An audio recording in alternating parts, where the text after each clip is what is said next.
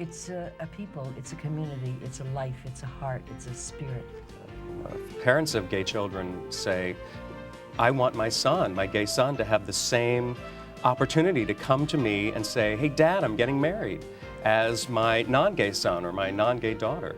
The heck would you want a picture of a tattoo of $1,000 on your penis for? You might just need to satisfy yourself sexually alone at that point. Do I regret it? Not one bit. Did I think that I would actually take it the next step and do it again?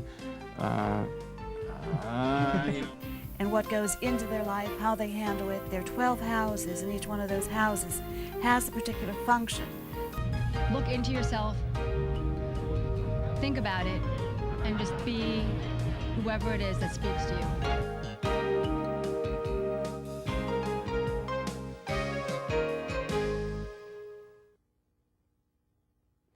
And welcome to Talking About. I'm your host, JC Alvarez, and we're very fortunate to be joined here by comedian Keith Price. Who, me? Just appeared out of nowhere. I don't know what holds it together. How are you, sir? I'm fabulous. How about yourself? I'm doing very well, thank you very much. What's going on? What's shaking? What do you got me down What's here for? shaking, bacon? so funny man. Yeah. You got a lot going on. I do. Yeah, I do. Well, let's start with the basics, okay? In case anyone doesn't know Keith's comedy, he's one of the more outspoken comedians here in New York City, with your own serious talk show that you co-host with. I co-host. It's actually his show that I co-host with. Let me make sure we get it clear, because you don't want him to come cut. I don't want him to come cut me later. Yeah, actually, I'm the co-host OutQ. of Serious OutQ in the morning with Larry Flick, and he's kind of like the Howard Stern, the gay Howard Stern, and I'm his gay Robin Quivers. Of course, she's making a whole lot more than me, honey. But And if you the are folks are serious is listening, I'm just, if y'all want to give a bitch a Monica, okay? And you are the first out African American in the satellite radio medium. I am. That's a huge responsibility. That's hosting. That's part of a team. Yeah, it's a great responsibility, though. I mean, That's almost as big a responsibility as this. yes, it is. Isn't that funny that this week of first, me and Obama, how you doing?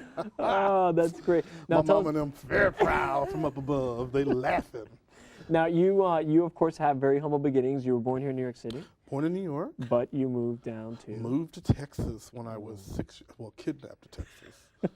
Well, if I had my choice, Broadway at 6. But I had to go to Texas with my family, and I lived there for 22 years. I mean, it was a true growing experience. And I think now, back looking at my life, if I hadn't done that, I probably wouldn't have been a comedian. Right. So that's where life became funny. That's where life became. Well, it had to be funny, Chuck, because Texas is rough.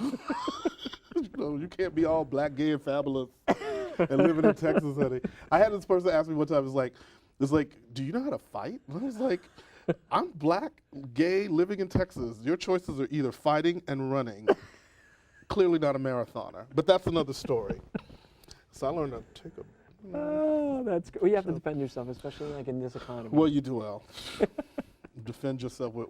It's like if I had a 401k that I'd be worried about. Yeah, I could see your point. Now, every comedian has sort of like this thing that they gravitate to in their comedy that they pull from. Yeah. Yours is autobiographical. Do you find that your life is that funny that you're? I find myself to be hysterical. Well, everything I do is hilarious. So funny that there's a documentary about how funny you are. Now, the title of this documentary is Ebony Chunky Love, Bitch Can't Get a Date. Yes. Yes. Which is what's really funny. Why can't bitch get a date? Well, somebody told me the other day, maybe if you weren't such a bitch, you could get a date. But that's not the case, actually.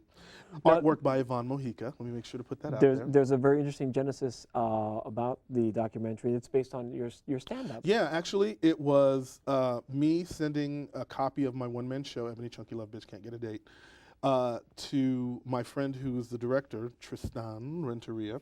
And he's a professor, and he and a couple of his professor friends were sitting around, I think with Chardonnay and pot. Whatever he says.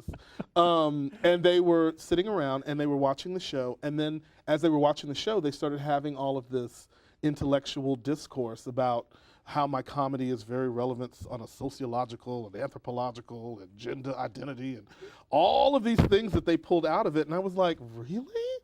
Oh my God, I'm so fascinating. Like, who knew? Because honestly, what really prompted me to do the one-man show was I was mad at my father. That was the beginning of how I managed to pull together an hour's worth of material. And what I found from going through that process was, you know, I asked myself why I couldn't find a date. And you know, as gay people, just like straight people, it's like if you know, are a woman having men problems, people will attribute that to your father. And what I found was I was using like my parents as part of the process of trying to figure out why I was having such a hard time with, you know, men. And so with my father, there were certain issues, and with my mother, there were certain issues. And I wound up, I guess, bringing those into the dating arena. So what I did was I explored those, and then the next thing I know, all of a sudden, I'm relevant. Well, that's what's important. It's important as long as you continue to entertain and bring joy to the masses. So your website, in case anyone wants to know more about your gigs in New York City. My gigs in New York City and around the country, because I do get to travel. Go to myspace.com/comedydaddy. If you want to know more about the film, I love when you hold that up. It's so Vanna White. Get that again. Get that on him. So I got it the right angle. Look at that. Well, you're getting a little shine. I should have put a little powder on it. You know, because it's the shine. If they want to get the documentary. They want to get the documentary, you can go to Amazon.com, look up the documentary. You can also go to the website that my director set up, Torelore, TORELORE.com. And if you want to find out about me on Sirius, go to SiriusOutQ.com. You can find the page. It'll have listings. It'll tell you what I do, what everybody else on the other channels do. It's fantastic.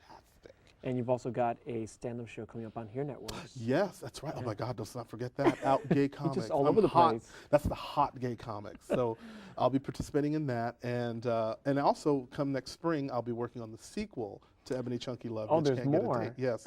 The sequel will be called Hard-Ons and Heartaches. Well, you know you're welcome to come by and visit us anytime. Because we love having you here. I get so emotional when you say that. I'm sorry. Well, you make me laugh. You're funny. Oh, JC, why? Look, I can't get a date. This is what, because men like this don't love me. That's what's wrong. They want to laugh at me, but they don't want to go out with me. Shocker. But they don't want to go out with me either. I got me to go, so there. How about that? Okay. Well, you know, that's where self-love, you know, you got to start with self-love. There's a lot of self-love going on in my house, but shh. That's for another show. Oh, is it like a fetish show or something later? I can. We'll come up with one. We'll come up with one. Oh, Comics who spend a lot of time alone. On the next JC. Thank you so much for coming. Thank you for having me. It's a pleasure. Thank you so much. And continued success. Joining us, I'm JC Alvarez, and this has been Talking About.